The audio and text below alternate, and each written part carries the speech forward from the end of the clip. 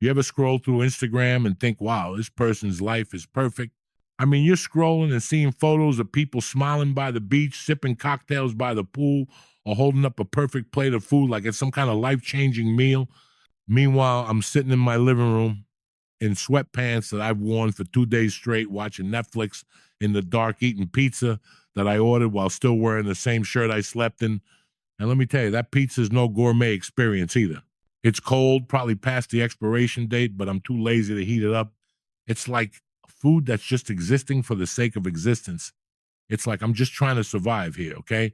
Meanwhile, these people on Instagram look like they got it all figured out.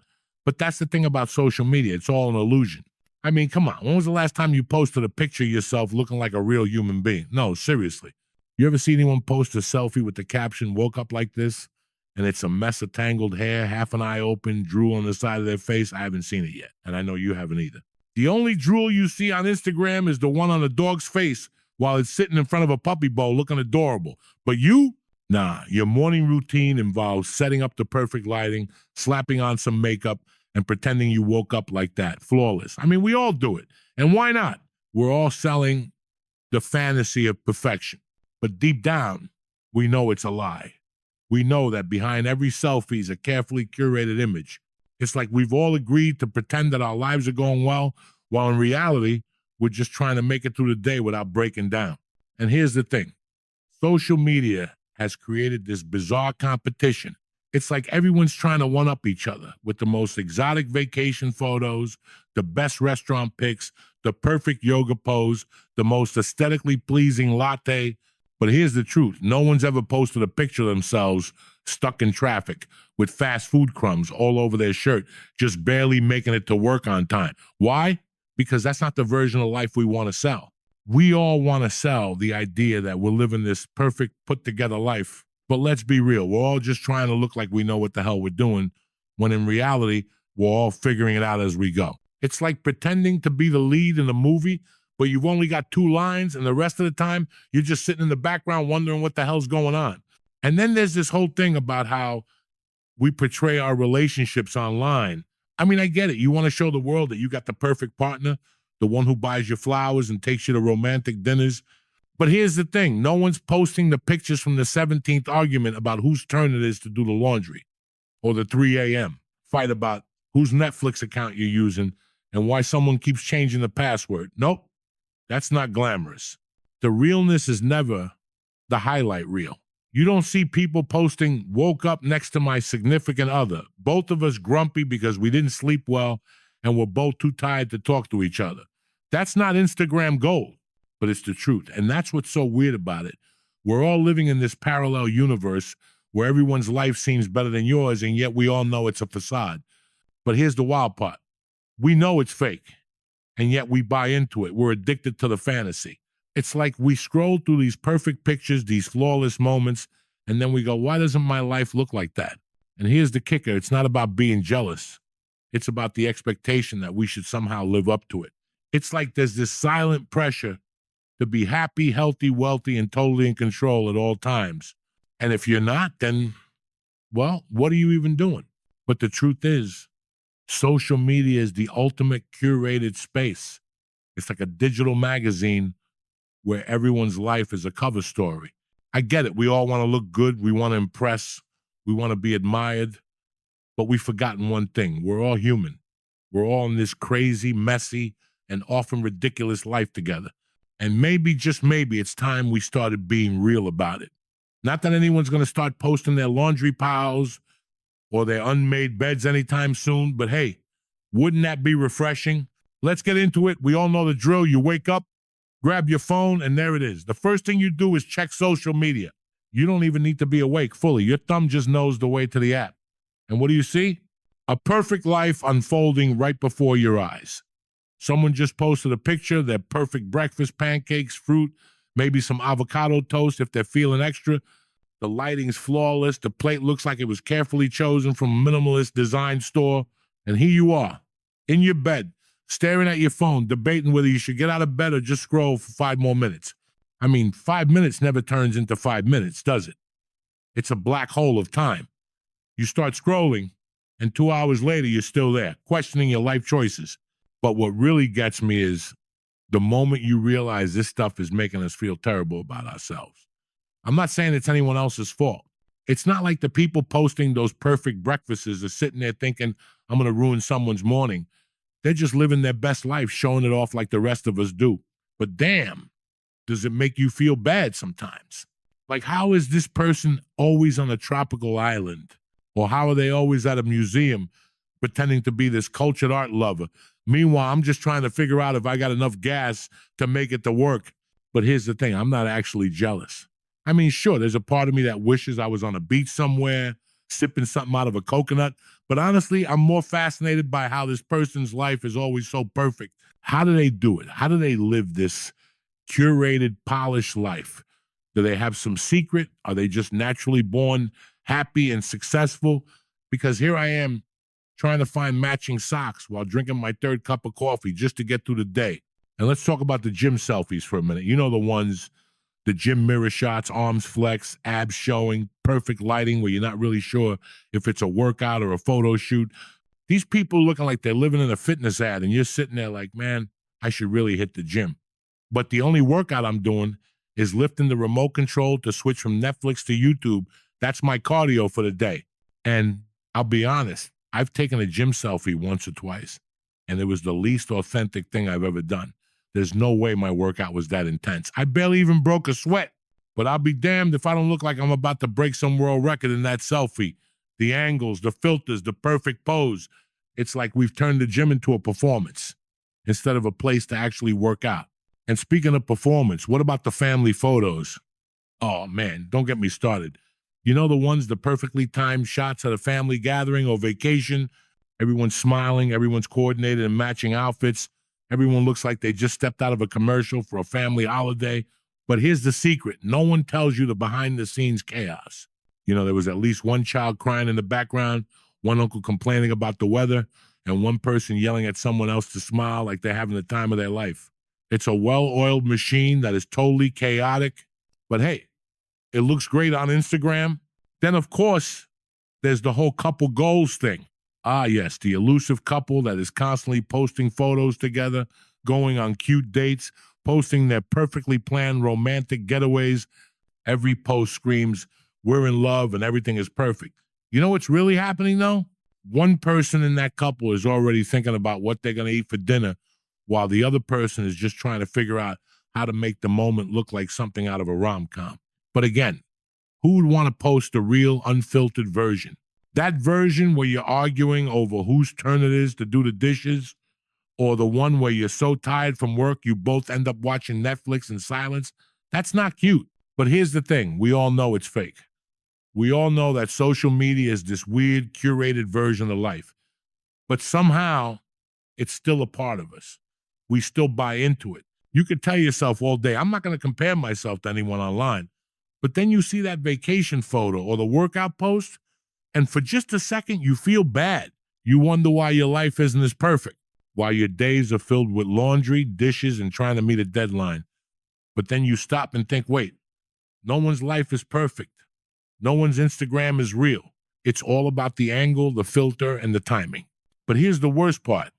It's not even the people posting these pictures that are the problem. It's the algorithm.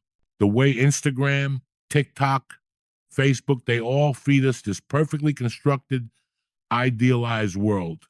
And it starts to feel like that's what we're supposed to aspire to. We're constantly being shown what we should be doing, what we should look like, and what a perfect life should be. It's like the universe's way of saying, hey, why are you living your messy real life when you could be living like this? And you know what happens? We start buying into it. We start thinking, maybe if I just post this, maybe if I just get my life together a little more, I'll be happy. I'll feel like I belong. But let's be real. Even when we try to look perfect, we still feel, well, imperfect. We post the selfies, we post the meals, we post the vacations, but inside, we're just as human as everyone else. So yeah, social media might make you feel like crap sometimes, but the real problem is when you forget it's just a highlight reel. It's not real life, folks. And if we keep comparing our behind the scenes to someone else's highlight reel, we're setting ourselves up for disappointment. All right, so let's talk about something we all know, but no one ever really wants to address: the utter ridiculousness of influencers And I'm not talking about the ones who actually make a difference in the world, like the environmental advocates or those teaching you life hacks. No, I'm talking about the ones who get paid to promote a new brand of toothbrush or some questionable skin cream that claims to make you look 10 years younger by just massaging it in gently for 3 minutes every night. Let me tell you something. If massaging cream into my face could take 10 years off, I'd have the Fountain of Youth right on my bathroom counter by now. But seriously, these influencers, they're out here posting about their perfect lives while sipping on artisanal coffee that costs more than my rent. And the worst part is, we follow them. We're all guilty of it. You see that person in the perfectly lit cafe, the one who's just casually working on their laptop, looking like they're writing the next great American novel, while you're sitting there sipping your mediocre coffee and wondering why you haven't gotten a single email all day. And there they are, posting their vibes, and you're like, okay, yeah, I need to get my life together. I need to be more like this person. But deep down, it's all a facade. It's all smoke and mirrors. Now, don't get me wrong. There's nothing wrong with making money off social media. If you can do it, more power to you. But let's not kid ourselves into thinking that this is the way to success for everyone. It's like we've entered an era where everyone is just trying to sell something. People aren't posting pictures of their lives anymore. No, now they're posting ads. You're scrolling through your feed, and it's like, oh, there's my friend enjoying a vacation in Bali. Oh, wait, no, that's an ad for sunglasses. Damn it. Every post is an ad disguised as a lifestyle. It's like we're all walking billboards now. It's so subtle, you don't even realize when you're being marketed to.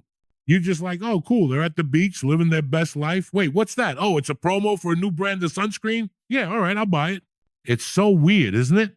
We've reached a point where our self-worth is somehow tied to how many people follow us, how many likes we get, how many views we can rack up on a 30-second video of us dancing in our kitchen. But here's the kicker.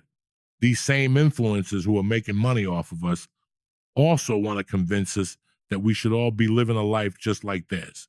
It's like they've set this impossible standard, and we're all just trying to keep up. But when you really think about it, we're not just chasing the perfect life, we're chasing the validation that comes with it. But the truth is that validation is fleeting. You get a like, maybe two, and for a second it feels good.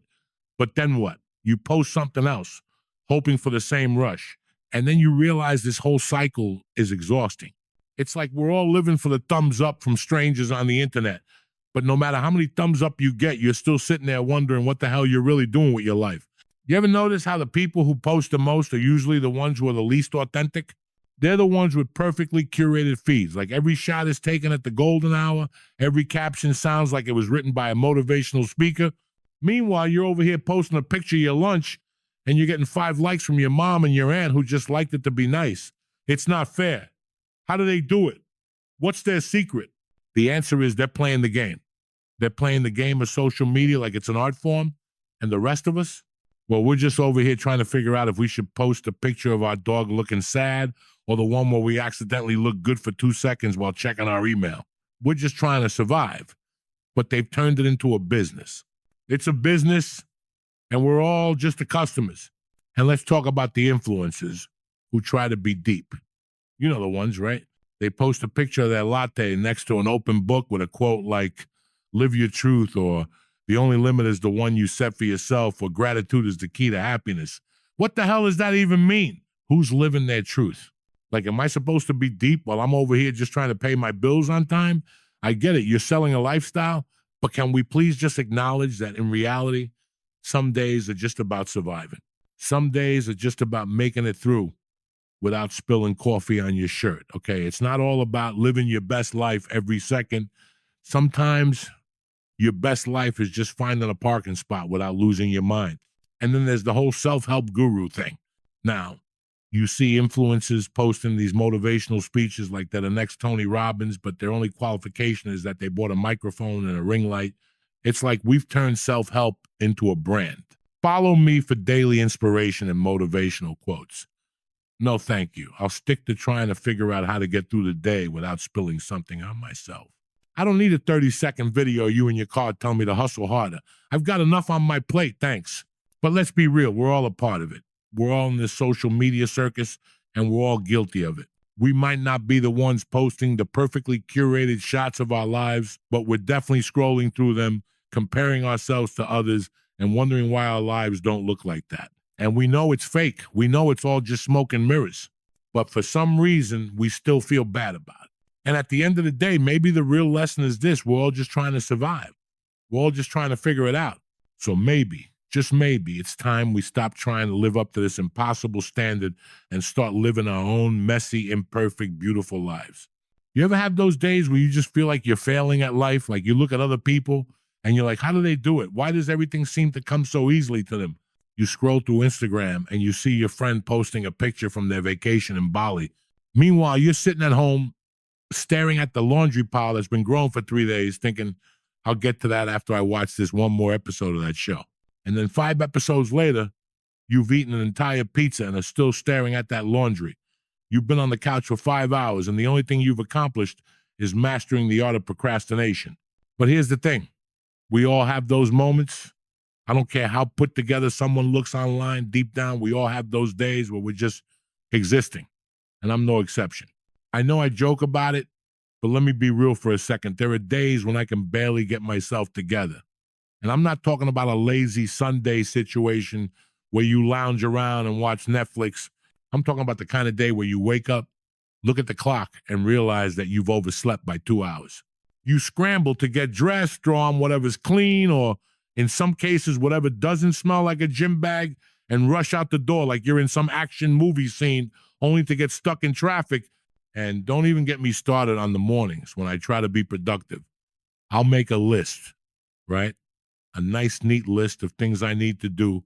Write an email, make some calls, clean the kitchen, etc. But within 30 minutes, I've found myself cleaning out my sock drawer. Why?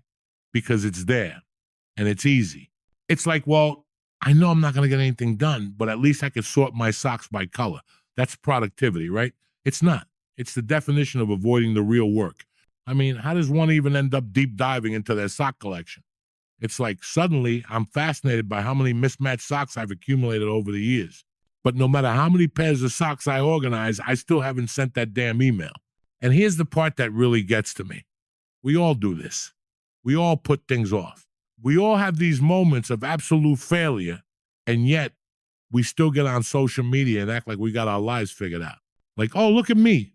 I'm at this perfect restaurant, wearing this perfect outfit, holding my perfect drink. Meanwhile, you were in a fight with your best friend 2 hours ago trying to figure out why they haven't texted back. But that's not the version you show online.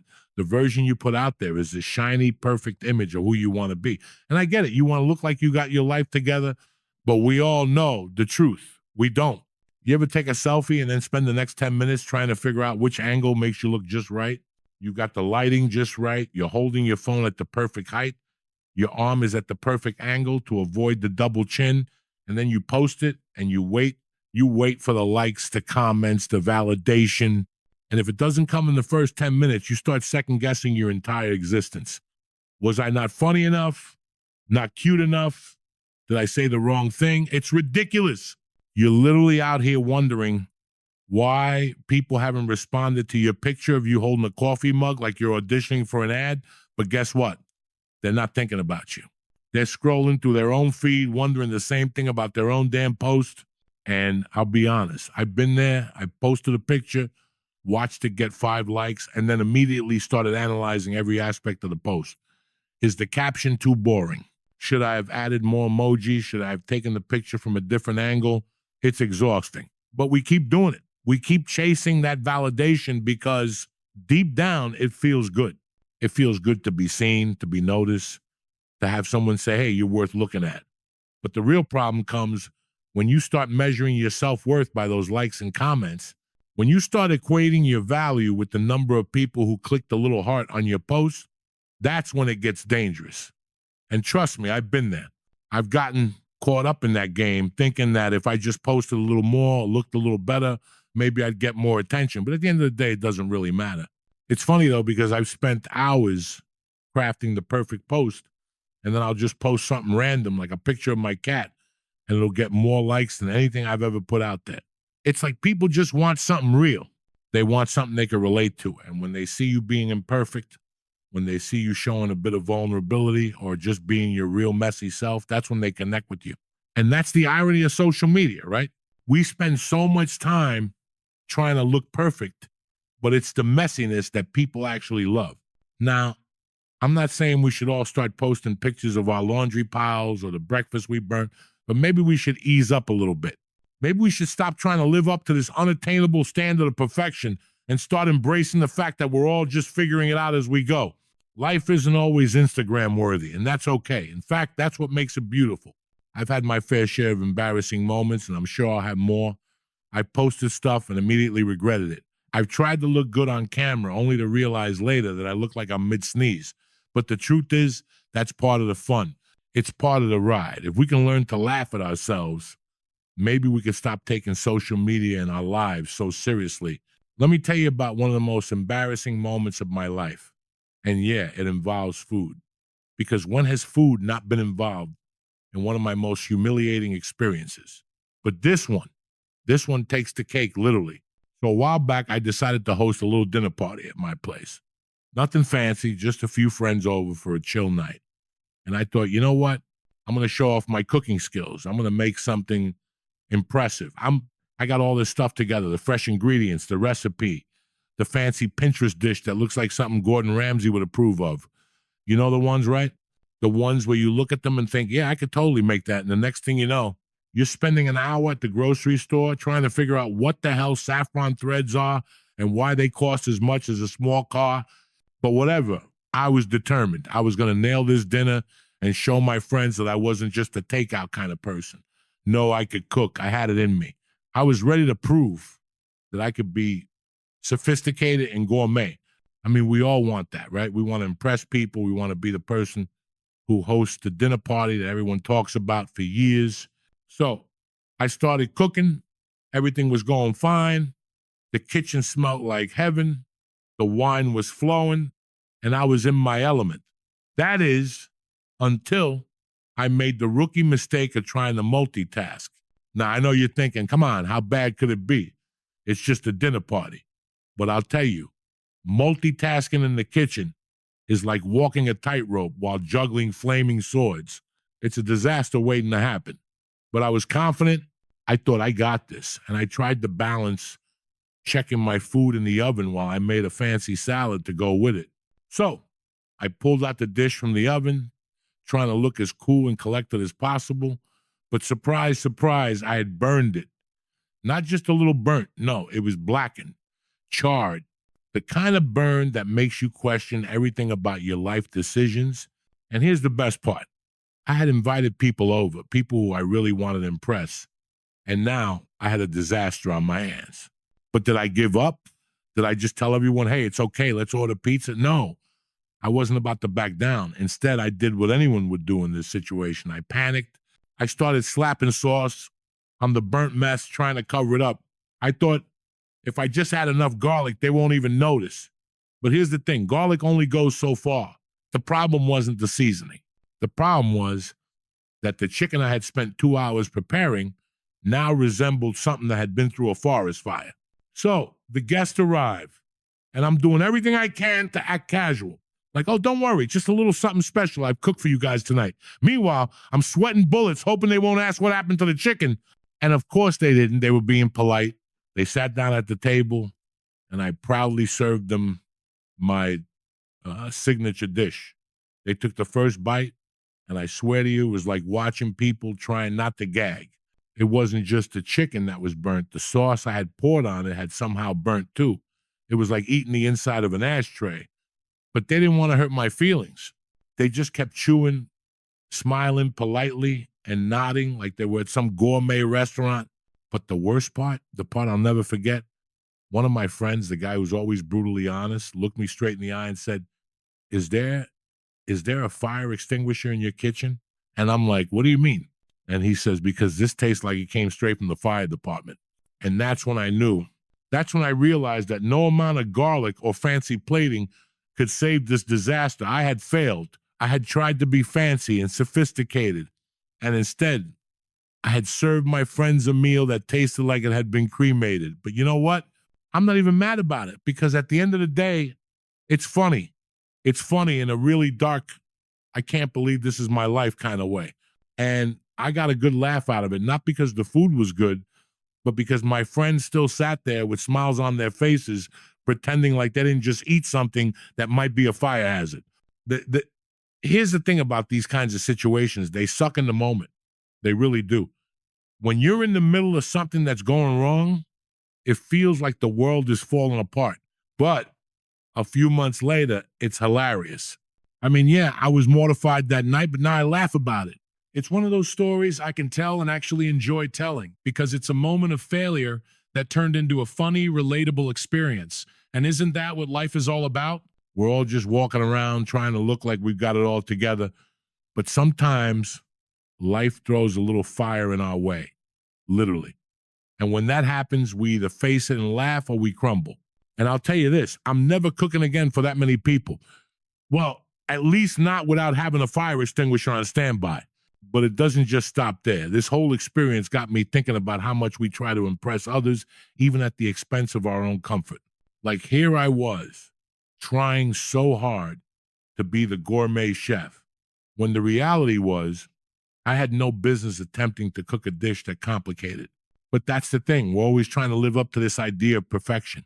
We try to play a role that we're not ready for, and then we end up failing in the most spectacular way possible. And maybe, just maybe, the lesson here is it's okay to fail. It's okay to burn the chicken. It's okay to laugh at yourself. Because honestly, sometimes those failures are the best stories you'll ever tell. You know what's crazy?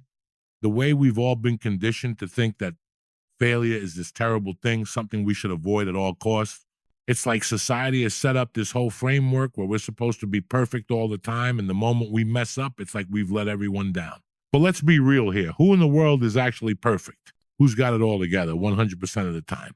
If you think you do, you're either lying to yourself or you're one of those people who just happens to have an extra layer of confidence that I can't even fathom. But society loves perfection. It thrives on it. The pressure to present a flawless image starts from a young age. Think about school. You're taught that if you get an A, you're successful. If you get a B, it's a good grade, but still somehow not good enough. And if you get a C or lower, forget it. You might as well be getting a grade on your worth as a human being. It's like we're trained from day one to constantly measure ourselves against an ideal, to chase this vision of perfection that doesn't even exist. Then you hit adulthood and the pressure just gets worse. You're supposed to have a career that you love, a relationship that's always happy, a body that's Instagram worthy, and a house that looks like it came out of a design magazine. But here's the problem. Nobody's life is actually like that. It's not real. And yet, we've all bought into this idea that this is what success looks like, and we have to live up to it. But here's the thing. No one talks about this standard of perfection as a myth. It's a facade, and it's leading to some seriously messed up ways of thinking. We're constantly being bombarded with messages that tell us what our life should look like. You see it in magazines, on TV, and especially on social media. Everyone's got the perfect car, the perfect house, the perfect family. And what does that do to us? It makes us feel like we're not good enough. It makes us feel like we're failing because our reality doesn't match the curated version of perfection that we're shown all day, every day.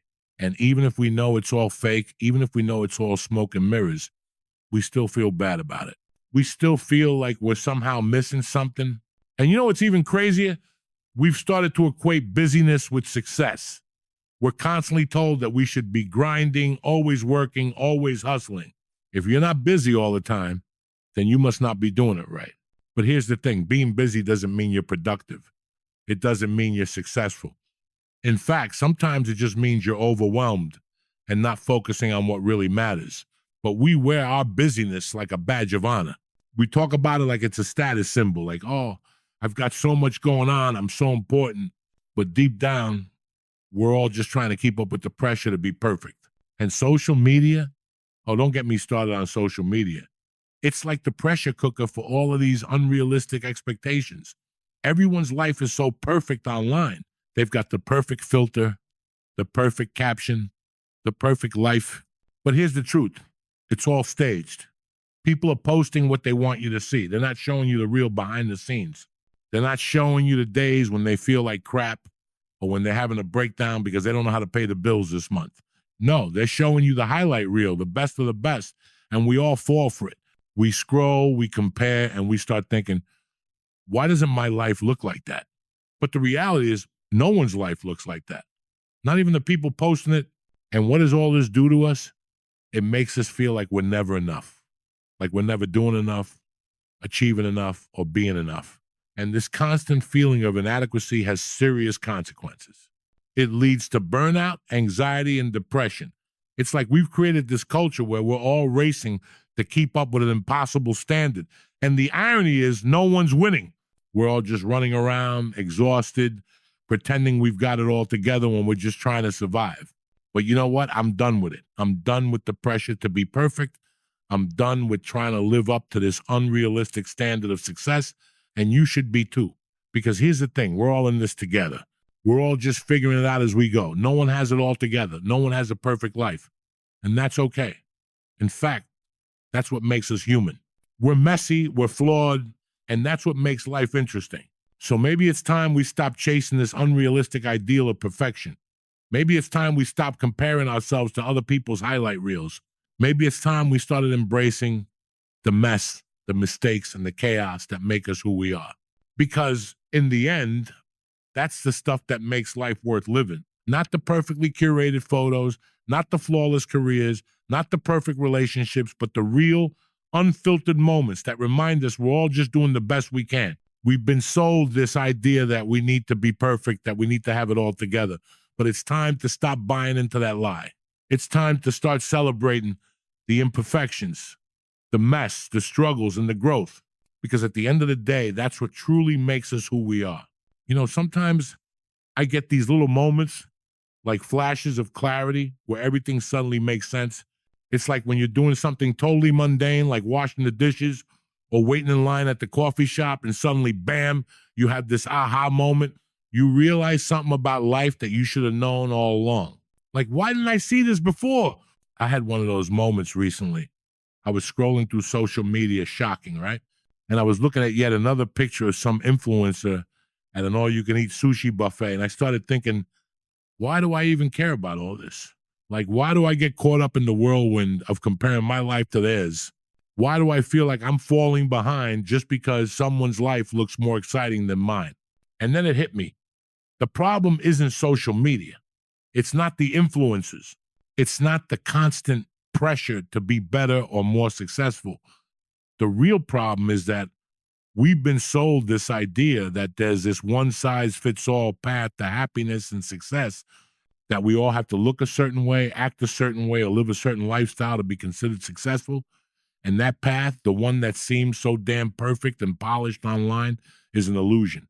I mean, let's break it down. When we look at someone's Instagram, we're not seeing their entire life. We're seeing a curated, edited version of it. We're seeing the highlights, the trips, the achievements, the filtered photos, but we're not seeing the moments when they're tired, when they're stressed, when they're questioning their choices. We're not seeing them struggle with their own insecurities or deal with the real life stuff that we all deal with every day. And yet, somehow, we've convinced ourselves that this image, this version of perfection, is the standard, that this is the life we're supposed to be living. But what if, and I mean this seriously, what if the secret to happiness wasn't about chasing someone else's version of perfection? What if it was about just living your life the way it works for you, imperfections and all? What if we stopped comparing ourselves to everyone else's highlight reel and started embracing the messy, chaotic, beautiful journey that is our life? Because here's the thing I realize, social media is like a funhouse mirror. It distorts reality. It shows us these exaggerated, idealized versions of life, and we stand there staring at it thinking that's what we should be striving for. But when you take a step back, you realize that the mirror's broken. The image you're seeing isn't even real. It's like trying to measure yourself by someone else's yardstick. It's never going to fit, and that's okay. That's the point. We're all different. We have different goals, different priorities, and different ways of living, and that's something worth celebrating. You don't need to have the perfect body, the perfect job, or the perfect relationship to be happy. What you need is to be authentically you. It's about finding what makes you happy, what makes you feel fulfilled, and chasing that without the pressure of trying to live up to someone else's life. And this isn't some abstract idea. It's real. It's about accepting the fact that it's okay to fail, it's okay to not have everything figured out, and it's okay to not live up to the perfect image we see on our screens. The more we stop comparing ourselves to others, the more we realize that we are enough just as we are. I think back to the times when I felt inadequate because of some post or some photo I saw online. It would eat at me, make me feel less than, make me feel like I wasn't doing enough. But then I had that aha moment. The reality is, everyone is just figuring it out as they go. No one is as perfect as they look online, and nobody has it all together, no matter how much they try to sell that illusion. Think about it. The people who seem the happiest are often the ones who have stopped trying to live up to a standard that isn't theirs. They're the ones who accept that life isn't a series of picture-perfect moments. They accept that life is full of ups and downs, and that's what makes it real. That's what makes it worth living. We have to stop buying into this idea that happiness looks like a perfectly filtered selfie or a staged vacation photo. Happiness looks like a messy house, a good conversation with a friend, a spontaneous adventure. Happiness looks like a moment of self-acceptance. When you realize that you don't have to be perfect to be worthy of love, success, or happiness. And the aha moment here, the realization that we've all been chasing something that doesn't even exist perfection. And in doing so, we've been missing out on the real joy of just being human. It's messy, it's chaotic, it's unpredictable, but it's also beautiful. So the next time you catch yourself comparing your life to someone else's highlight reel, take a moment and remind yourself that's not the whole story. That's just a snapshot. And the real story is a lot more interesting, a lot more complex, and way more rewarding. And honestly, that's the kind of life worth living. So I was talking about how we all live in this constant state of comparison, right? But here's the thing. It's not always a bad thing. I mean, we are social creatures after all. We're wired to compare ourselves to others. It's just part of how we learn and grow. But sometimes that comparison can lead us down some pretty ridiculous paths. Like there's this one time I tried to keep up with this health guru friend of mine, and it ended in an absolute disaster.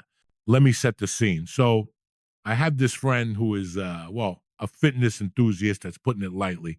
This guy's life is a walking, talking motivational quote. His whole Instagram is filled with perfectly staged workout shots, the kind where he's standing in front of the mirror flexing, wearing gear that I'm pretty sure costs more than my entire wardrobe. And let's be clear, this guy is in great shape. I mean, this dude wakes up at 4:30 a.m. every day to hit the gym. He eats like some kind of superhuman, and his body is a work of art. And me, well, I can't even get myself to the gym without wondering if I can justify the time spent there instead of doing something else, like watching Netflix or taking a nap. But for some reason, I thought, hey, why not give it a try? Maybe I could be like him for a day. I mean, it's just one workout, right? Big mistake.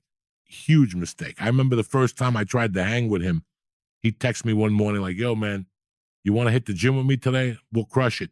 And I thought, sure, why not? I'll be fine. I didn't realize that what he meant by crushing it was killing me. I show up, and he's already in his element. He's bouncing around, stretching like some kind of yoga master, while I'm over here trying to find a bench that's not too close to the weights. Because let's face it, I had no idea what I was doing. But I told myself, I'm going to power through. I'm not going to be the guy who quits. First mistake, thinking I could keep up with this guy. We start off with a warm-up, a light jog on the treadmill. Now, I don't know about you, but for me, running on a treadmill feels like an existential crisis. It's like I'm moving, but I'm not going anywhere. And every step is just a reminder that I'm getting older, less fit, and my body is slowly but surely giving up on me.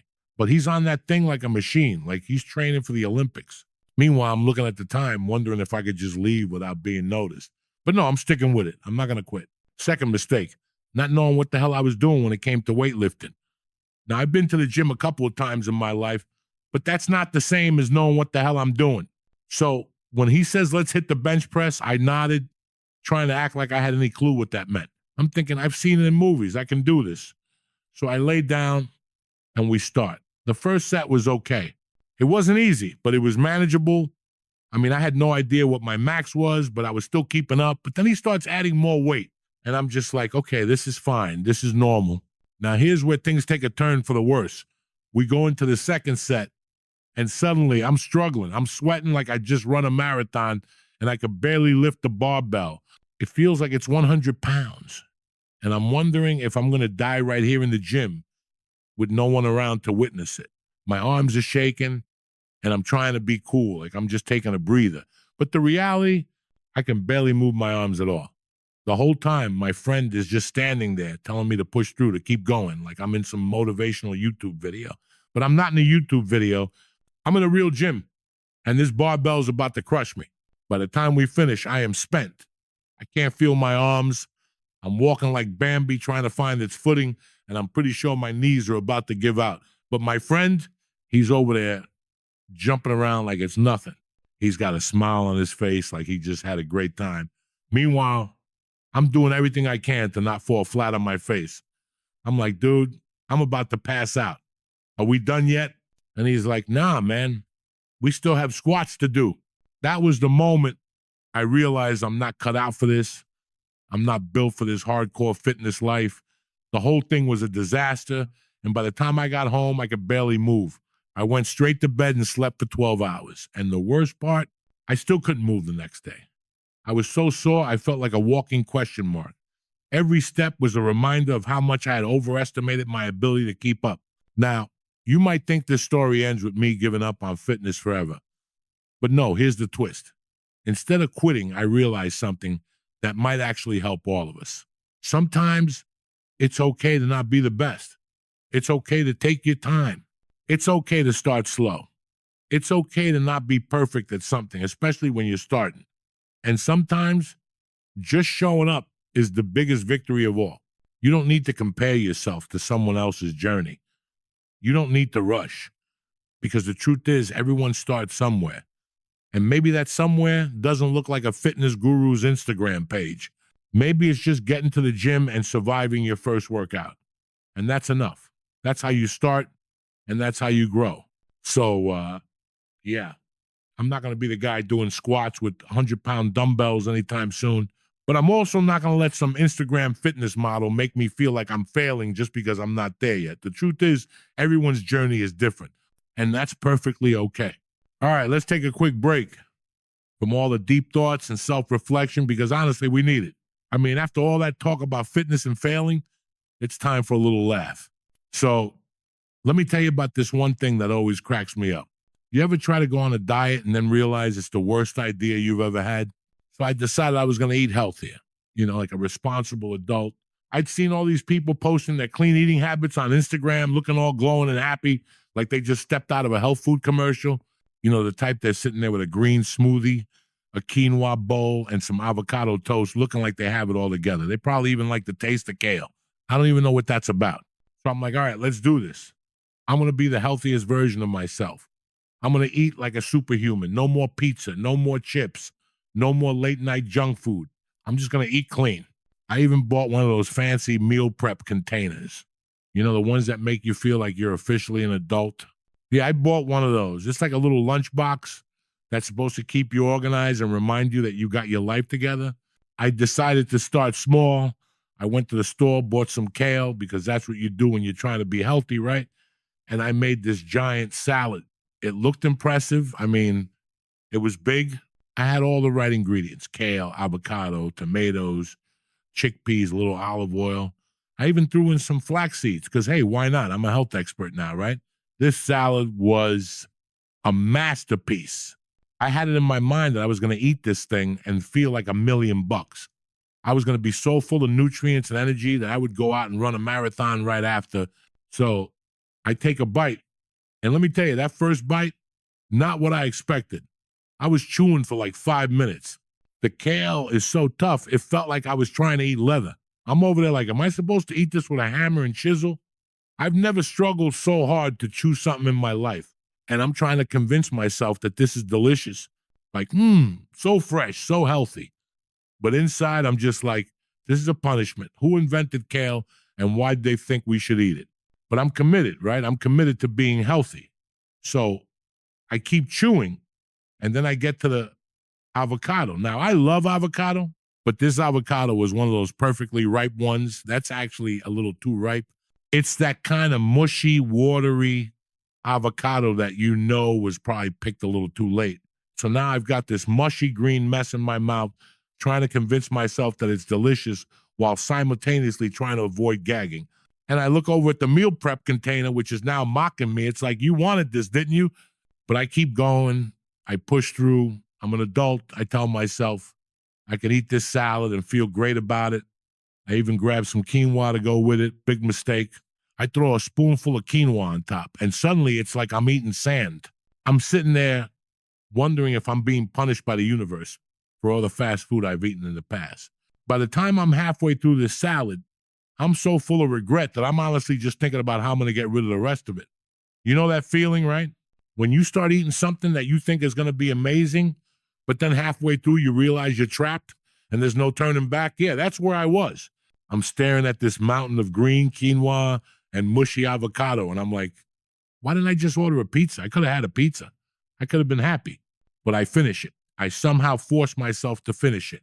And then, of course, what do I do after? I immediately go online and see someone else's food post, and it's an Instagram influencer eating pizza with the caption, treat yourself.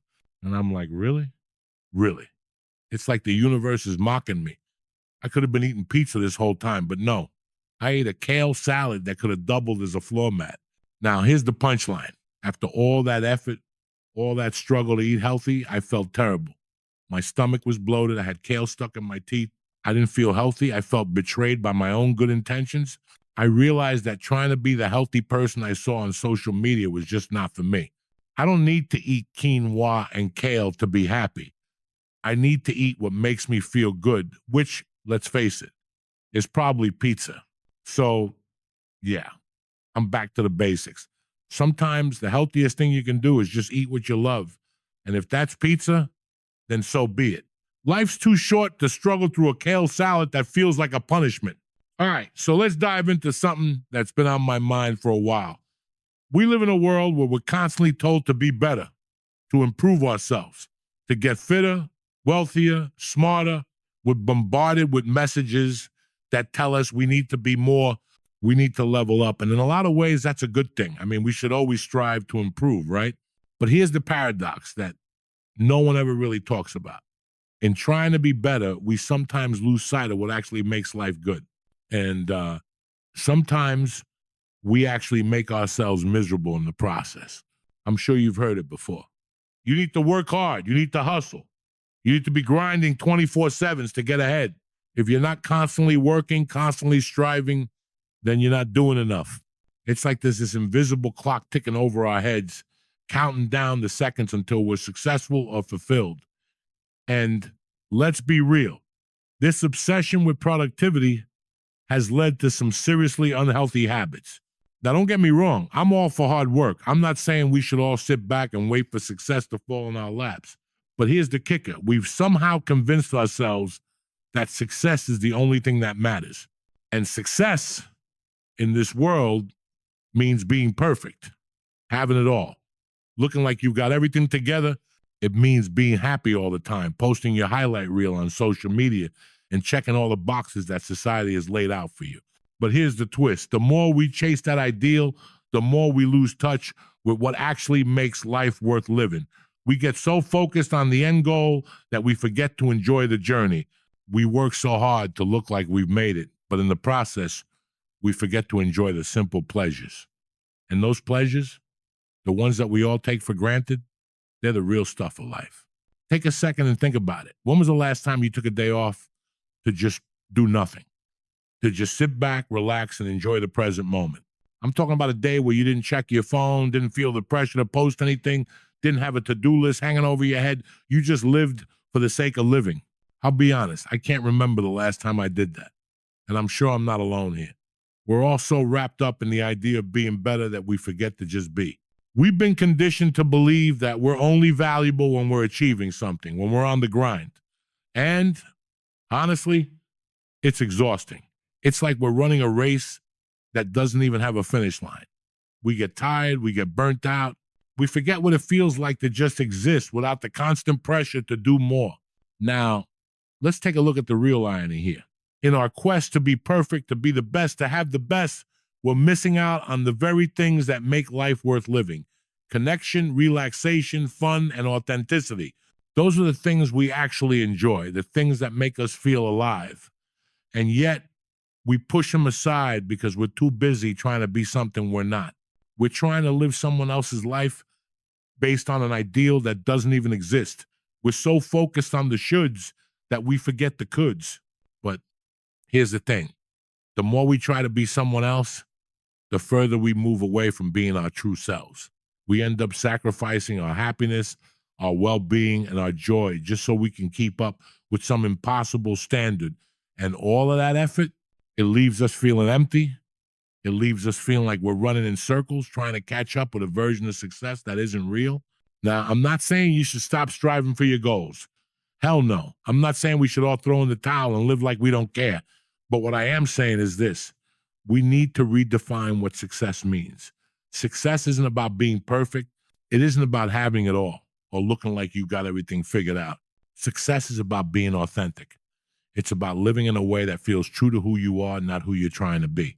And here's the kicker. When you stop trying to be perfect, when you stop chasing this impossible ideal, you actually start to enjoy life more. You stop looking for validation outside of yourself and start finding it from within. You realize that life is messy, chaotic, and unpredictable, and that's what makes it beautiful. It's about accepting your flaws, embracing your imperfections, and celebrating your authenticity. Because at the end of the day, that's what makes you unique. That's what makes you you. But the irony is, it's the people who embrace their flaws, the people who are okay with being imperfect, who are actually the happiest. They're not chasing a fake version of success. They're living on their own terms, and that's the real key to happiness. It's not about how much money you make, how many followers you have, or how perfectly curated your Instagram feed is. It's about being okay with who you are, right now as you are. No filters, no edits, just you. And I think deep down we all know this. We all know that the pursuit of perfection is a trap. It's a never-ending chase that leaves us exhausted, dissatisfied, and feeling like we're never enough. But we keep doing it because we've been told that's what we should want. We've been told that success is about how much we can achieve, how much we can have it all.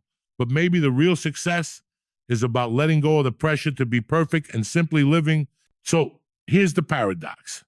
In trying to be perfect, we end up missing out on the very thing we're all searching for: happiness. The thing that's been right in front of us all along. It's not about the destination. It's about the journey. It's about finding joy in the little things. It's about embracing the mess, the chaos, and the beauty of being human. And that, my friends, is the real secret to a fulfilling life. All right? I know we've been cracking jokes and diving deep into the chaos that is life, but now let's slow things down a bit and take a step back. You know, sometimes I think we all get so caught up in the noise of everything, the pressure, the hustle, the constant comparison, that we forget to just breathe. We forget to really take in the moment, to appreciate what we've got, and to acknowledge where we are. We've been talking a lot about the grind, about social media, about trying to live up to some perfect image of success that's completely out of reach. And honestly, it's exhausting. It's like we're on this never-ending treadmill, always running towards something, always pushing for more. But for what? What's at the end of this race? Is there a finish line? Is there a moment where we finally say, okay, I've made it, I'm done, I can relax now? And here's the thing that I've started to realize. Maybe there isn't a finish line. Maybe the point of life isn't about crossing some invisible threshold where everything is perfect, where everything falls into place. Maybe it's about learning to live in the chaos, to live in the mess, and to accept that it's okay if everything doesn't go as planned. It's okay if we're not constantly grinding or looking like we got it all figured out, because honestly, that's never going to happen. We're never going to have it all together. And you know what? That's okay. That's what makes us human. Sometimes I find myself thinking back on the moments when I felt truly at peace, moments when I wasn't worried about the next thing I had to do, the next goal I had to reach. It wasn't when I was hitting the gym every day or when I was chasing after some new accomplishment. It was when I was sitting on the couch with friends, just talking and laughing. It was when I was lying in bed, scrolling through old photos, remembering good times. It was when I took a walk outside and didn't think about anything for a while. Those are the moments that stick with me. Not the ones where I was hustling or pushing myself beyond my limits, but the quiet, unassuming moments of just being, of existing, of realizing that maybe, just maybe, we don't need to be better every single day. Maybe sometimes it's okay to just be, but we're not taught that. We're not taught to embrace the quiet moments. We're taught to push to achieve, to always be moving forward. And in doing that, we miss out on the simple pleasures. We miss out on the little joys, the joy of being present, of experiencing life in real time without all the pressure to be something else. And you know what? I think that's what we really need. We need to stop chasing some perfect version of ourselves and just accept who we are right here, right now. We need to stop comparing ourselves to the highlight reels we see online and start living our own real lives. Because when we do that, when we stop trying to live up to someone else's expectations, that's when we can finally start to enjoy the ride. That's when we can find peace. It's hard, though, I know. It's hard to let go of the need to be better. It's hard to stop measuring our worth by our accomplishments, by how much we've achieved. We've been conditioned to believe that if we're not constantly moving forward, then we're falling behind. But what if, just for a moment, we stopped trying to be more? What if we allowed ourselves to just be? Maybe, just maybe. The key to all of this is learning how to embrace the pause, to allow ourselves the space to breathe, to reflect, and to appreciate the things we've already done, the things we've already experienced. We don't have to do more. We don't have to be more. We just need to be. And in that space of stillness, we might just find the peace we've been searching for all along. You know, after all these rants about social media, comparison, and the grind, there's one thing that's been on my mind. It's the idea of success. And when you really think about it, success is a pretty slippery concept. It's like trying to catch smoke with your bare hands. We all have our ideas of what success looks like, but is it really about what we achieve, or is it more about how we feel about what we've achieved? I've been thinking a lot about the difference between external success and internal peace. External success is the kind of success that society tells us is important. The career, the relationships, the shiny stuff that we can show off to the world. And then there's internal peace, that quiet sense of fulfillment, of knowing that despite everything else, you are okay with who you are. And let's be honest, when's the last time we sat down and thought, am I at peace with myself? Most of us are too busy chasing after something else. We're so consumed with getting to the next milestone, the next level, the next big win, that we forget to ask ourselves the most important question. Why am I doing all this? We forget to check in with ourselves, to reflect on whether the path we're on is actually leading us to a place we want to be, or are we just following the map that everyone else is using? That's what's been on my mind, the idea that we're so driven by these external markers of success that we've lost sight of the inner quiet that really makes life worth living. I mean, when you really think about it, what's the point of all this achievement if you're not happy with who you are along the way? What's the point of all the hustle if at the end of the day, you're still left feeling empty? This is where I think we start to run into trouble. We've created this idea of success that's so tied to external things, the number of followers you have, the money in your bank account, the title on your business card, that we've forgotten about the inner work. And the inner work, that's what really matters. It's not about getting everything right. It's about coming to terms with your own humanity, your flaws, your mistakes, your struggles. It's about accepting that no matter how hard you try, you're not going to be perfect. And that's okay. There's a certain peace that comes from accepting yourself as you are.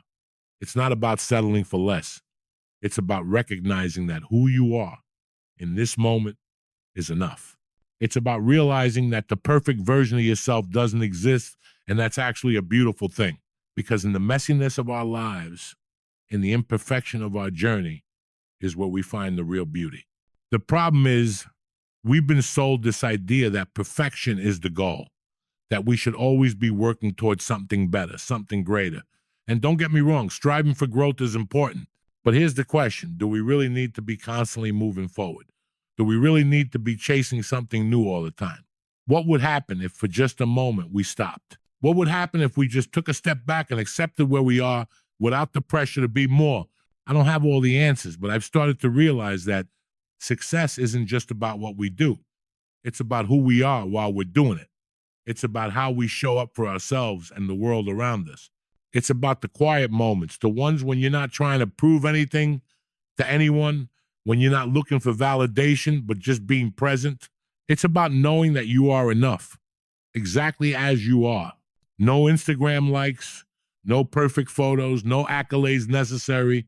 And here's the real kicker. When you stop chasing someone else's idea of success, you realize that you've been carrying everything you need inside you the whole time. You realize that you don't need to compare yourself to anyone else, because the only person you need to be better than is the person you were yesterday. It's not about the job title, the followers, or the achievements. It's about the inner work, the personal growth, and the peace you find in knowing that you're exactly where you're supposed to be. I think that's the part we miss. We're so busy chasing after what society says we should want that we forget to ask ourselves, what do I want? What makes me feel fulfilled? What makes me feel at peace with who I am right now in this moment? Because the truth is, all the hustle and grind in the world won't matter if you don't have peace within yourself. And I think we all know that deep down. Now, I'm not saying we should stop trying to improve or that we should give up on our dreams, not at all. But maybe we should redefine what success means. Maybe success isn't about having it all. Maybe success is about accepting that you'll never have it all, and that's okay. Maybe success is about finding joy in the little things, in the quiet moments, in the failures, in the lessons learned along the way. And maybe, just maybe, success is about being okay with not being perfect, about accepting your imperfections and knowing that they are part of what makes you whole. Because the truth is, none of us are perfect, and that's the beauty of it. We're all on this journey together, and we're all just figuring it out as we go, and that's enough. So let me tell you a story. It's a story about something that happened to me not too long ago. Nothing crazy, nothing wild, but it's one of those little moments that kind of sticks with you and makes you question everything. I was on a trip with some friends. We were visiting a small town, nothing fancy, just a weekend getaway to clear our heads. You know, the kind where you're not trying to accomplish anything, you're not racing against time, and you're just existing. We were walking down this quiet little street, the kind where the buildings are old and charming, and the air smells like fresh bread and coffee. It was one of those days where the weather is just perfect, not too hot, not too cold, a gentle breeze in the air, the kind of day that feels like it's straight out of a movie.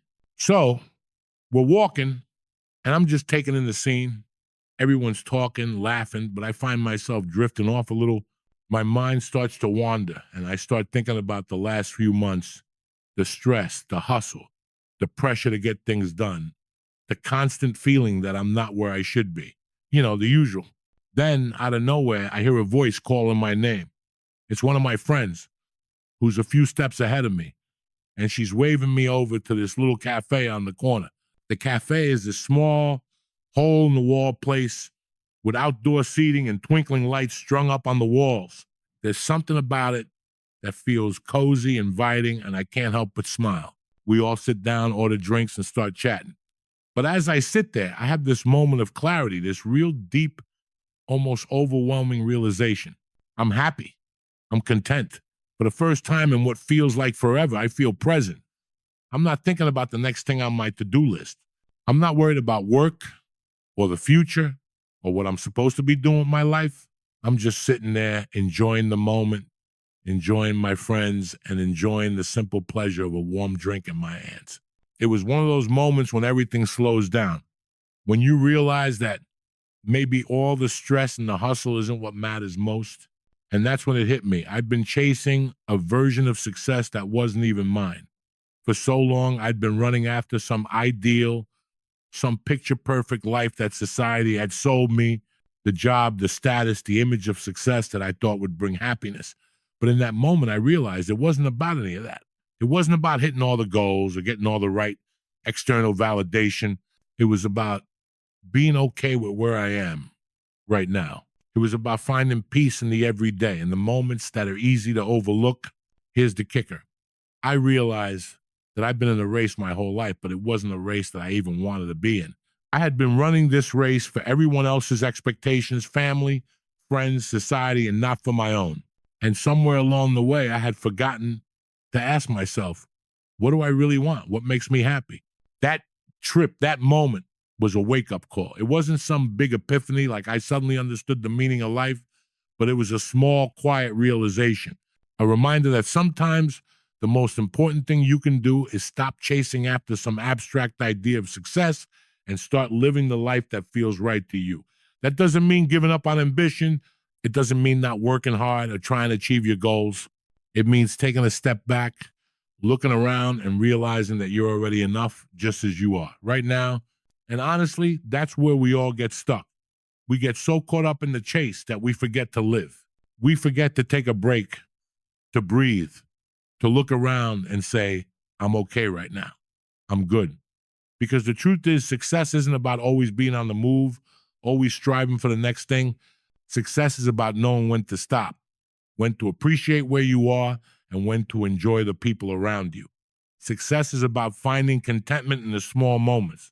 We all have our definitions of success, but I think that for me, it's shifting. It's not about the number of things I can tick off a list.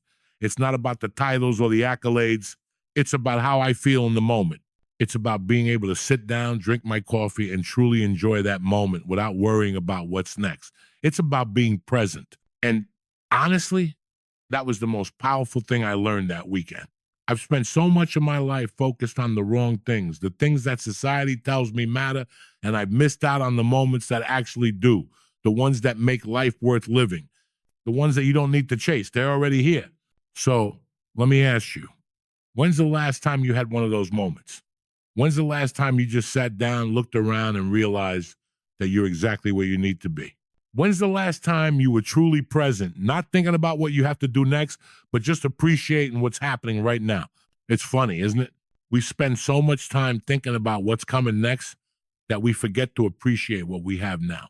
We spend so much time chasing after something that we think will bring us happiness, only to realize that happiness has always been here in the small moments, in the laughter of a friend, in the warmth of the sun, in a simple cup of coffee, and that's the beauty of life, isn't it? It's not the grand gestures or the big wins that make it worth living. It's the little moments that we often overlook, the ones that remind us that we're enough just as we are right now. And that, my friends, is success. All right, let's talk about something that's become absolutely impossible to ignore in our lives, the digital age. We've all heard people say it's changed everything, and in some ways it's hard to argue. Our world is now fully intertwined with technology. We can talk to someone on the other side of the planet in seconds. We can order food and have it delivered in less than an hour, and we can scroll through an endless stream of images, news, and messages. It's incredible, right? We're more connected than ever. But with all this connection, I have to ask, are we actually more connected, or are we just more isolated than ever? I mean, think about it. When's the last time you had a conversation without someone checking their phone every 10 minutes? Or, better yet, when's the last time you sat down to a meal without someone taking a photo of their food and sharing it on social media? It's funny, isn't it? We have more access to information, more access to people, more access to experiences, and yet we're more disconnected from the actual moment. It's like we're constantly looking for external validation, seeking approval, constantly comparing our lives to the perfect versions we see online, and in the process, missing out on the real connection we could be having with the people around us. Let me tell you about something I noticed recently. I was out with a group of friends and we were having dinner. Everyone was laughing, talking, having a great time, but at the same time, each one of us had our phone out. We weren't looking at each other. We were looking at our screens. We were texting, scrolling, liking, commenting. We were physically together, but emotionally, mentally, we were miles apart. And that hit me. We're all sitting at the same table, but the real connection is happening somewhere else. It's happening through a tiny screen, and we're so deep into it that we're missing out on the connection that's right in front of us. It's not just with friends, it's with family too. You sit down at a family dinner, and half the table is scrolling through Instagram or checking work emails. The kids are on YouTube, the parents are catching up on the news, and no one's really talking. It's like we've forgotten how to be in the same room together without constantly checking our digital lives. And here's the crazy thing. We think it's okay. We've normalized it. We've convinced ourselves that this is just how things are now, that this is normal. But here's the thing. It's not. It's not healthy. It's not normal. This is the paradox of the digital age. We're more connected than ever, but also more isolated than ever. We built these incredible platforms where we can connect with anyone, anytime, anywhere. But we're using them in ways that, instead of bringing us closer, are driving us apart. We're constantly measuring our worth by how many followers we have, how many likes we get, how many comments people leave. And if we're not getting the validation we think we deserve, we start to feel inadequate, like we're missing out on something. But the truth is, we're not missing out on anything. The validation we're seeking is fleeting. The likes, the follows, the comments, they don't actually fulfill us. And yet we keep chasing them. Now, don't get me wrong. Social media can be a great tool. It can connect us to old friends, allow us to share experiences, and even provide a platform for important conversations. But when we start using it as a measure of our worth, when we start comparing our lives to the perfect images we see online, that's when the trouble begins. We start to believe that everyone else's life is better than ours. We start to believe that we need to constantly perform, to always look our best, to always be on top of things. But let me tell you something, that's exhausting, it's draining, and in the end, it leaves us feeling more disconnected than ever. Here's where I think we need to start shifting our perspective. We need to start using technology for connection, not for comparison. Instead of worrying about how we look on Instagram, we should be using social media to connect with people who truly matter, to share ideas, to have real conversations, to build meaningful relationships. We should be using it to share our stories, not just our highlight reels. We should be focusing on the real connections we have with people, not the ones that exist through a screen. But it's not just about social media. It's about our entire relationship with technology. We live in a world where everything is on demand. If we want to watch a movie, we can stream it. If we want food, we can have it delivered in minutes. If we want to talk to someone, we can message them instantly. And while all of this is amazing, it's also created a culture of impatience. We've become so used to instant gratification that we've forgotten how to slow down. We've forgotten how to be patient. We've forgotten how to truly savor the moment. You ever notice how hard it is to just sit in silence anymore? Like if you're waiting for something, waiting for a friend, waiting for a bus, what do? You pull out your phone, you scroll, you check emails, you check the news, you check social media. We can't stand being alone with our thoughts. And here's the thing, we've forgotten how to be present. We've forgotten how to just be with ourselves.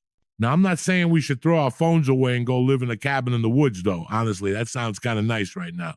But I think it's important to recognize that technology, while amazing, is not the end-all, be-all of our lives.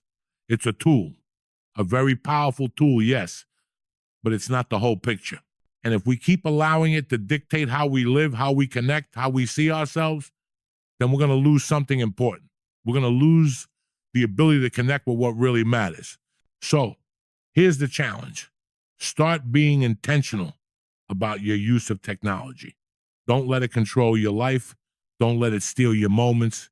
Put the phone down, look up, talk to the people around you, be present in the moment. And most importantly, remember that the connection you're seeking isn't found through a screen. It's found in the real world, in the conversations, the laughter, the experiences that we sometimes overlook because we're too busy scrolling. We built an incredible digital world, but let's not forget to live in the one we're actually in. All right, let's hit pause for a second. I've been talking a lot about how we've been caught in this cycle of hustle and perfection and how we need to step back, breathe, and appreciate the simple moments. But let's get real for a minute. Sometimes stepping back isn't that easy. Sometimes it's not just about taking a break and slowing down. Sometimes it's about confronting the fact that you're not where you thought you'd be, that you're not living the life you imagined for yourself. And that's okay to admit. There's something incredibly difficult about being honest with yourself about where you are, especially when you feel like you've let people down. I'm talking about the raw, gut-wrenching truth that you're not living up to your own expectations or to what you think others expect of you. And that hurts.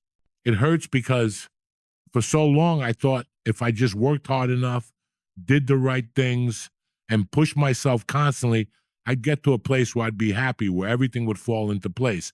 But the truth is that place doesn't exist. It's not some magical destination you reach once you've achieved enough. I'll be honest. Sometimes I feel like I've let myself down. I look around at the people I admire, the ones who seem to have it all together, and I wonder, why can't I be like them? Why can't I be more disciplined, more organized, more productive? Why do I still struggle with getting out of bed in the morning some days? Why do I still have moments where I feel completely lost, like I have no idea where I'm headed? It's humbling and it's scary. There are days when I feel completely inadequate, like I'm not good enough. I compare myself to the version of me I thought I'd be by now, and I feel like I've missed the mark. I feel like I'm failing.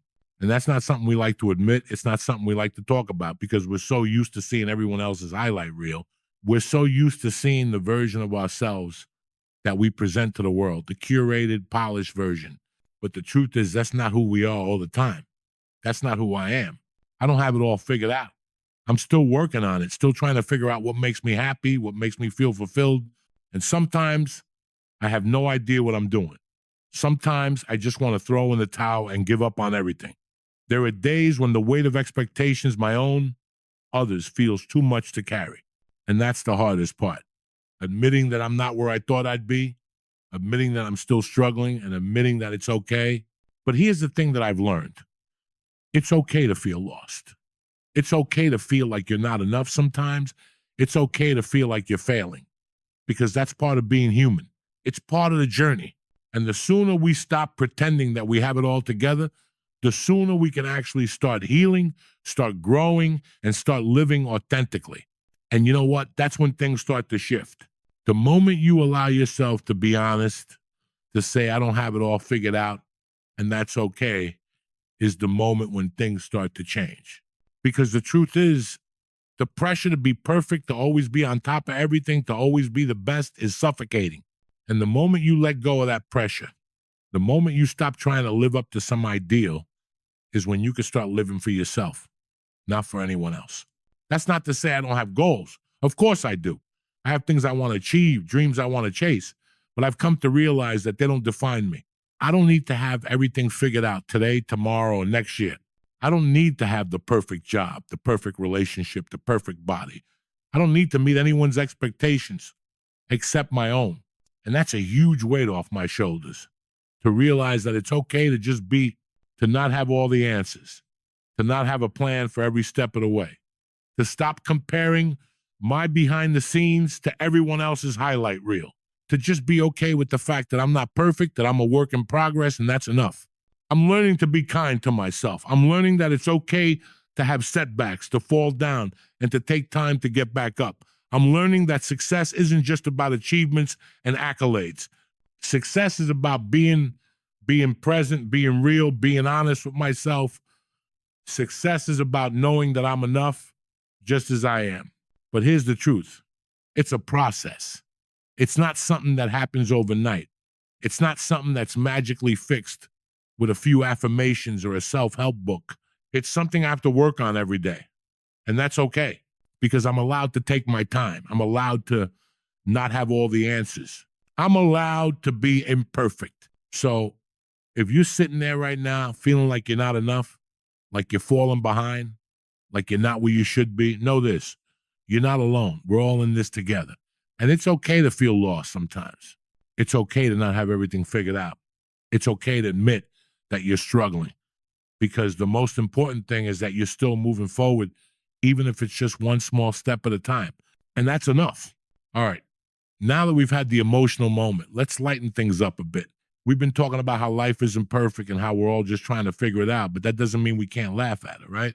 Because let's be honest, if we didn't laugh at the chaos of life, we'd probably go insane. So here's the thing. Life, in all its messy glory, is actually kind of funny.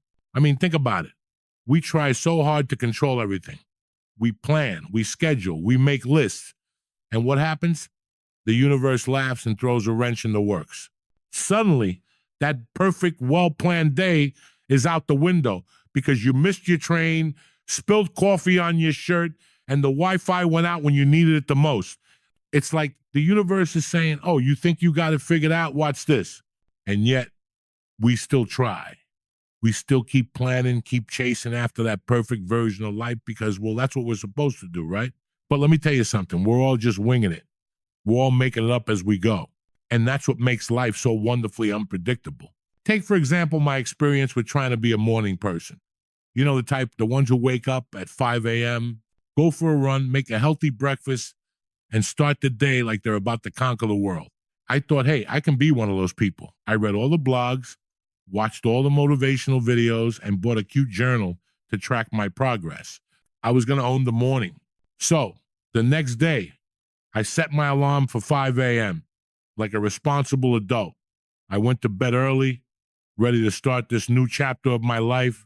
The alarm rings, and I roll over thinking I'm about to crush this. But here's the problem. When your bed feels like the coziest place in the world at 5 a.m., it's hard to convince yourself to get up.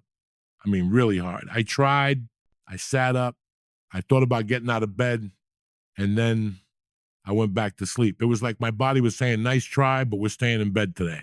Fast forward to 7 a.m. I finally get up feeling like I failed at life before the day even started. And I think to myself, okay, maybe tomorrow will be better. I'll set an intention, make some tea, and be more mindful. But the next day, what happens? Same story. Alarm goes off. Cozy bed wins. Rinse and repeat. It's funny, right? I mean, who am I kidding? I'm not a morning person. I'm just a person trying to make mornings work because that's what the successful people do. But here's the thing. I've stopped beating myself up about it. I've accepted that mornings are not my time. I'm more of a mid-morning to late afternoon kind of person. And you know what? That's perfectly fine. I don't need to be a 5 a.m. person to be successful. I don't need to fit into this neat little box that society has created. And this is the real point I'm getting at. Sometimes we try so hard to force ourselves into these molds that don't fit just because we think that's the way it's supposed to be. But you don't need to follow someone else's recipe for success. You don't need to be perfect. You just need to find what works for you. And if that means not getting up at 5 a.m., so be it. You'll figure it out. It's like when I decided to take up yoga. You ever tried yoga? It's supposed to be calming, peaceful, right? And yet, every time I try to do it, I end up more frustrated than I was before. It's like my body is just not designed for the serenity of yoga. I try to stretch, but it's more like a stretch of my patience. I try to breathe deeply, but all I'm thinking about is how my back hurts, how I'm sweating, and how I can't figure out what the instructor means by release the tension in your hips. This is a be it out. But here's the kicker. Even though I'm terrible at it, I keep trying. And why? Because I've learned that it's not about being perfect. It's not about getting the pose exactly right or looking like the yoga instructor who's been doing this for years. It's about showing up. It's about accepting where I am right now and just doing what I can. And that's honestly a great metaphor for life because life is a lot like yoga. You're trying to balance everything: work, relationships, health, your personal goals. You're trying to stretch in all directions, trying to be flexible, trying to hold it all together. And sometimes you fall out of balance. Sometimes you get frustrated. Sometimes you feel like you're not doing it right. But you know what? That's okay. Life isn't about getting it perfect. It's about showing up, doing what you can, and being kind to yourself when you don't have it all together. Because let's face it, none of us do. So here's the funny part. We all try so hard to be perfect, to live up to some ideal of success or happiness. We push ourselves, we hustle, we force ourselves into routines that don't fit. And in the end, we realize that it's the mess, the imperfection, the moments of failure that actually make life interesting. It's when you accept the chaos, the unpredictability, the flaws, that's when you start living. That's when you start finding real joy. And I'm learning that more and more. I'm learning to laugh at the chaos, to laugh at myself, to embrace the mistakes. Because honestly, what else can you do? If you take life too seriously, you're going to miss all the good parts, the parts that make you laugh, the parts that make you human. So, yeah, I may not be a morning person. I may not be perfect at yoga, but I'm showing up, and that's enough. All right, let's dig a little deeper because I think we've been dancing around something that's at the core of all of this, and that's the idea of happiness. And I know it's a word we throw around a lot. Be happy. Find your happiness. Do what makes you happy. But here's the thing. Happiness isn't as simple as we make it out to be. It's not some magical, easily attainable destination where you arrive and suddenly everything is perfect. No, it's far more complex than that. For the longest time, I thought happiness was something I had to chase. I thought I had to reach it, like some finish line that would signal the end of all the struggles, the worries, the stress. If I could just get this one thing, whether it was a job, a relationship, a goal, then I would be happy. That's what I thought. But the more I lived, the more I realized that happiness isn't something you can chase down. It's not something you can pin on a wall like a picture. It's something you create. I used to think that if I just hit certain milestones, everything would fall into place. If I just got the promotion or went on that vacation or finished that project, happiness would be there waiting for me. But I couldn't have been more wrong. Every time I hit a new goal, I'd feel a sense of accomplishment. Sure, But that sense of happiness would fade quickly, replaced by the need to achieve the next thing, to climb the next mountain. I think that's the problem with the way we approach happiness in today's world. We're told it's this thing we can achieve that we're supposed to be striving for. And as we pursue that happiness, we often forget to enjoy the journey, the ups, the downs, the messiness of life. We get so focused on the destination that we miss out on the beauty of the ride. And let's be real, the ride isn't always easy. Sometimes life hits you with things you weren't expecting. Sometimes you end up in situations that feel like a dead end. Sometimes you fail, you fall, and you wonder if you'll ever get back up. But here's the thing I've learned. Failure isn't the end. It's just part of the process. It's part of the human experience. When I started to really think about what happiness means, I realized that it's not about achieving something. It's not about getting everything you want or reaching some goalpost. Happiness is about finding peace with where you are right now, with who you are, and with what you've already accomplished. It's about accepting that you'll never have everything figured out, and that's okay. It's about embracing the messiness, the imperfections, the unexpected twists that life throws at you. And here's the kicker. It's also about knowing that it's okay to not be happy all the time. We live in a world that tells us we should be happy, we should be positive, we should be achieving. But the truth is, it's okay to have bad days. It's okay to feel frustrated, to feel lost, to feel like you're not where you want to be. The goal isn't to be happy all the time. The goal is to be at peace with who you are, no matter what's going on around you. And that's where I think we've gotten it wrong. We've turned happiness into this thing that we have to earn, that we have to work for, that we have to achieve. But happiness isn't a reward for good behavior. It's a state of mind, a choice, a way of looking at life. It's about finding joy in the small moments, the everyday things, the little victories that often go unnoticed. It's also about accepting the things you can't control. We spend so much time trying to control everything, our schedules, our careers, our relationships, our bodies. We try to make everything fit into this neat, tidy little box, but life doesn't work like that.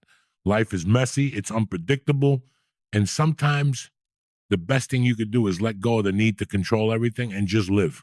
Just breathe, take it one step at a time, and know that whatever happens, you'll handle it, you'll figure it out, you always do.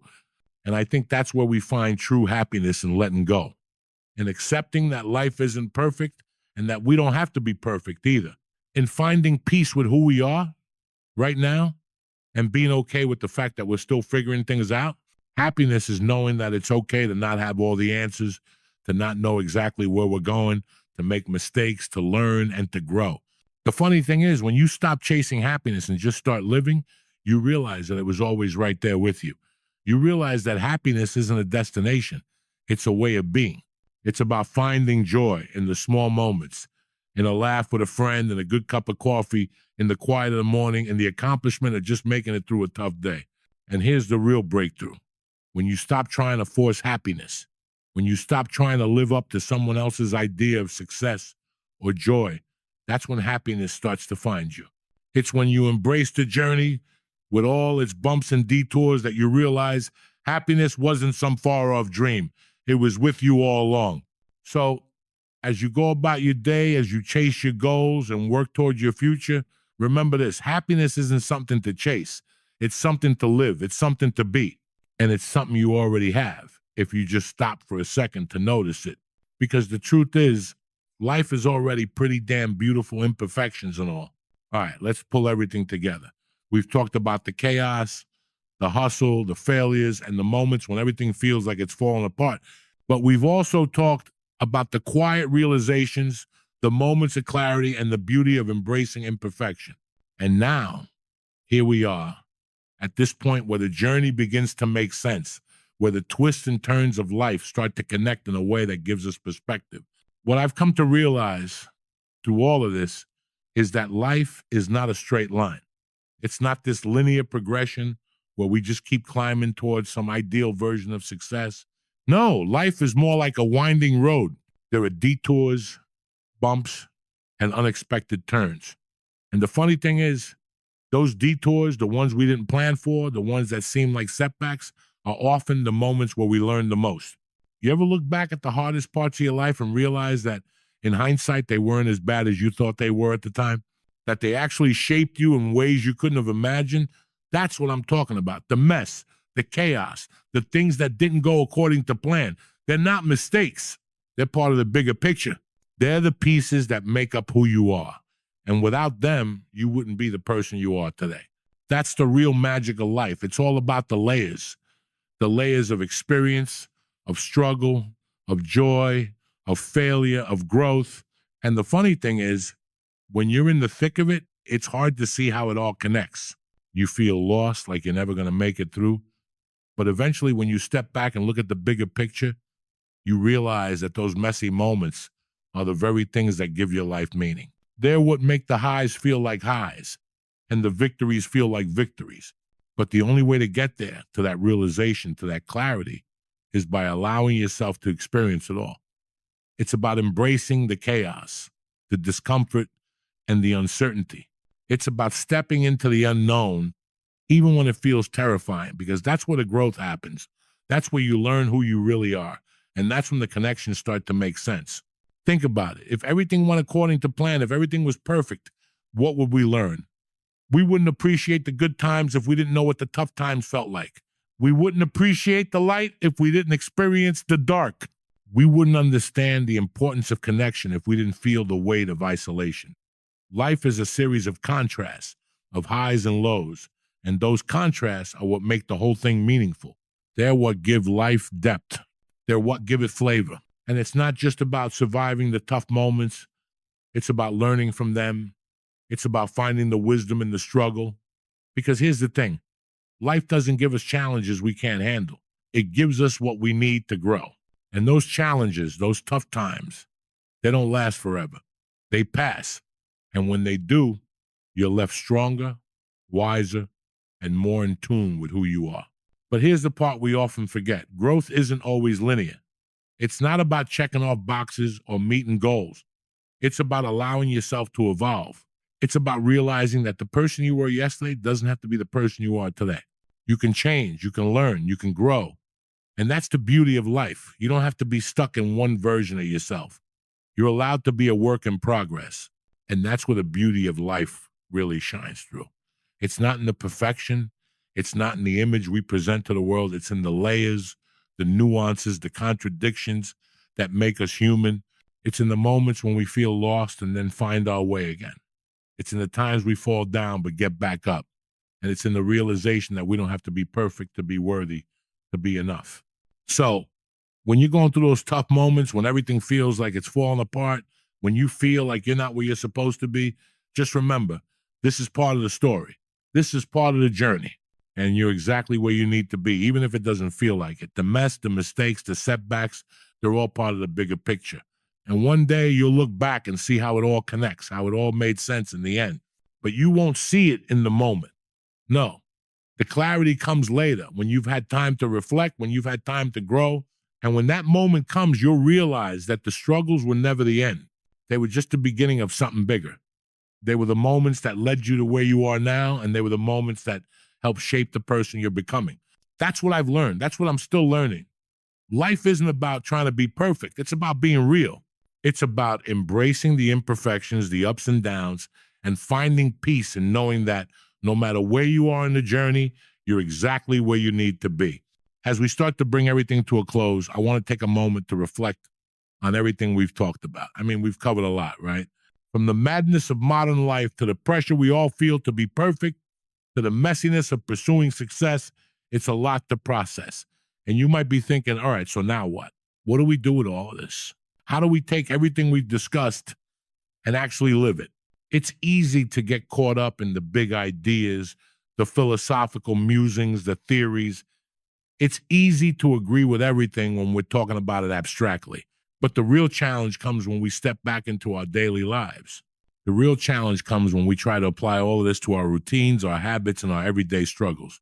Because let's be honest, it's one thing to talk about embracing imperfection and letting go of the need for constant validation. It's another thing entirely to actually live it. And that's where the real work begins. It's not about having all the answers. It's not about magically achieving some perfect state of happiness or success.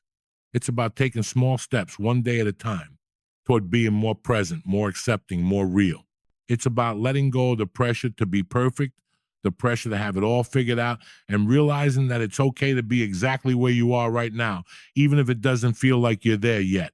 I know it's hard. Trust me, I get it. The world is filled with noise, with distractions, with pressure. The expectations we place on ourselves and the expectations that others place on us can feel overwhelming at times. But that's exactly why it's so important to stop, to reflect, and to recenter yourself, to remind yourself that it's okay to take a break, to step away from the chaos and to just breathe, because in the end, none of it really matters if you're not at peace with yourself. None of the achievements, the recognition, the accolades, they won't bring you the sense of fulfillment that you're really looking for. And that's where the true power of reflection lies. It's in realizing that you already have everything you need to be happy. It's not in the future, not in some distant dream. It's right here in the present. And that realization is powerful. It's liberating. But here's the thing. That doesn't mean you stop pursuing goals. It doesn't mean you stop striving for growth or improvement. It means you do those things because you want to, not because you feel like you have to. It means you work towards your dreams because they align with who you are and what you truly want, not because you think it will somehow make you more or better. You don't need to chase happiness or validation or perfection. You can create your own version of success, one that feels true to you, and you could do it at your own pace. It's easy to forget that success isn't a one-size-fits-all thing. It's so easy to get caught up in other people's journeys, in their versions of happiness and their definitions of success. But the real truth is, success is what you make of it. It's about creating a life that works for you.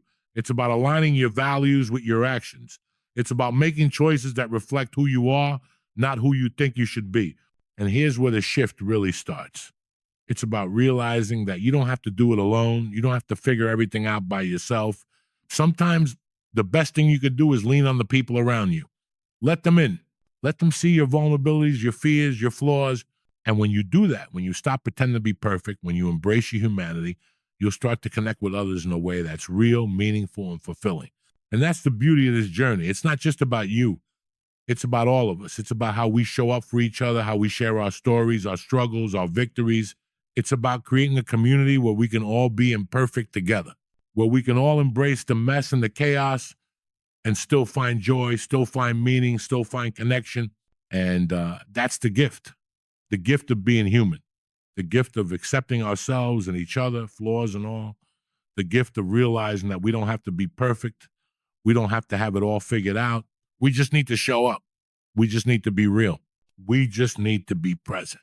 So, as we start to wrap this up, I want to leave you with one simple thought.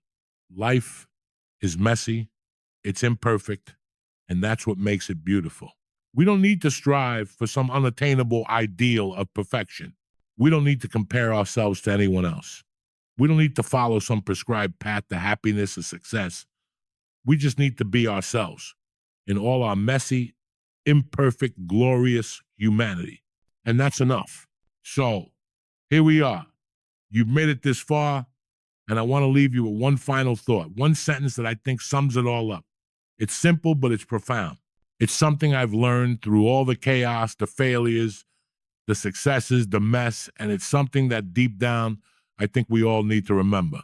The funniest thing about life is that the only thing we have to do is live it. That's it. No rules, no strict guidelines, no roadmap, just live. And yet, somehow, we make it so complicated. We get caught up in the grind, in the pressure to be perfect, in the chase for success. But at the end of the day, none of that really matters.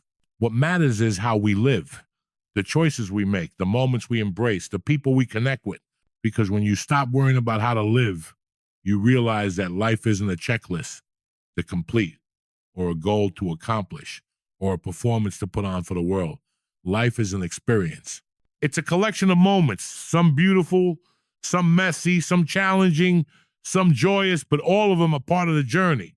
And the real magic happens when we stop trying to control it, stop trying to force it, and just allow ourselves to be in it. It's easy to look at someone else's life and think they've got it all figured out. But the truth is nobody does. We're all just figuring it out as we go. And that's the beauty of it. That's what makes us human. The mistakes, the failures, the doubts, they don't define us. What defines us is our ability to keep moving forward, to keep learning, and to keep showing up. It's about being willing to truly live in all the mess and all the beauty that comes with it. So, next time you find yourself comparing your life to someone else's or stressing about the next thing on your to-do list, take a deep breath, step back, realize that the perfect life doesn't exist, that the journey is the reward, and that you, right here, right now, are exactly where you need to be. You don't need to have it all figured out. You don't need to be perfect. You just need to live.